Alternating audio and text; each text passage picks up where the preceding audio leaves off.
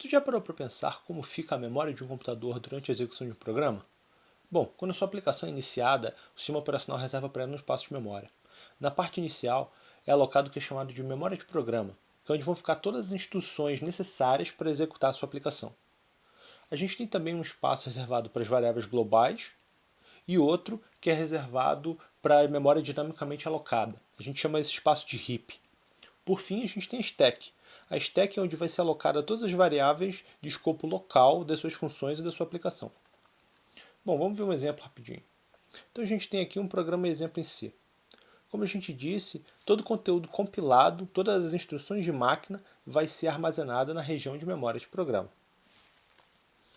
Esse programa, por exemplo, ele vai ter uma variável global. Então essa variável global vai ficar no espaço de memória correspondente às variáveis globais.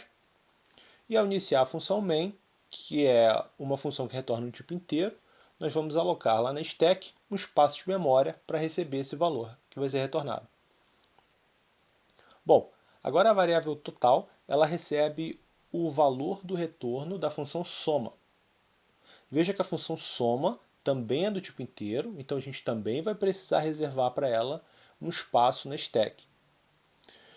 A gente também tem duas variáveis locais, que são os parâmetros da função soma, e a gente vai inicializar eles já com os valores passados.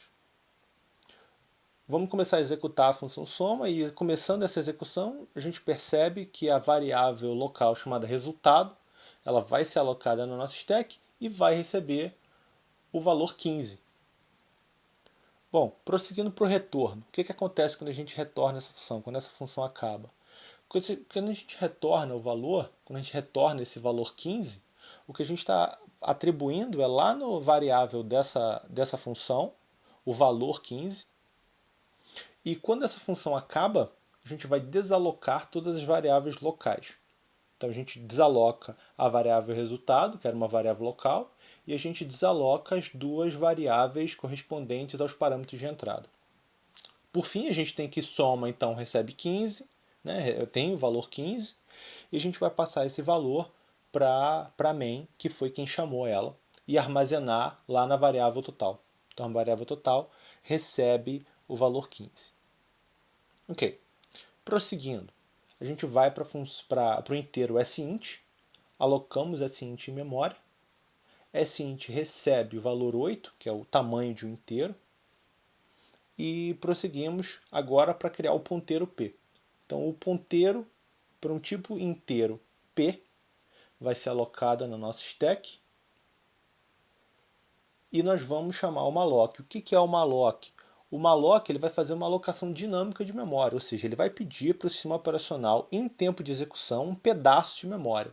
E qual é esse pedaço de memória? Nesse caso, ele vai pedir um pedaço de 8 bytes. Então ele vai chegar, sistema operacional, me dá 8 bytes. E o malloc vai retornar o quê? Vai retornar um endereço desses 8 bytes para a gente. E a gente vai armazenar na variável p esse endereço. Bom, prosseguindo a execução, a gente vai para a função foo. A função foo é do tipo void. O tipo void é um tipo que não retorna nada. Então, não tendo o que retornar, a gente também não precisa alocar nenhum espaço para ela na stack. Mas ela tem, né, esse inteiro x, que é um parâmetro de entrada da função, que a gente vai alocar porque é uma variável local dentro desse contexto. Dentro de foo, x é uma variável local, então fica alocado na stack. Prosseguindo, a gente vai passar para o conteúdo de x receber 10. O que isso significa? Significa que a gente vai pegar essa variável x, vai olhar para ela, vai olhar qual é o valor dela. Isso é um valor, é um endereço de memória. Então a gente vai na memória, vai procurar esse valor e vai atribuir dentro desse valor o resultado 10. Bom, prosseguindo, acabou a função foo, a gente desaloca x e retorna o controle para main. Agora na main a gente vai printar p. Printando a variável p, a mesma história. A gente vai pegar o conteúdo apontado por p e vai printar. Então a gente pega a variável p, olha na memória, olha qual é esse endereço, procura esse endereço e vai buscar o valor. É isso que p está fazendo. E nesse caso a gente vai printar 10.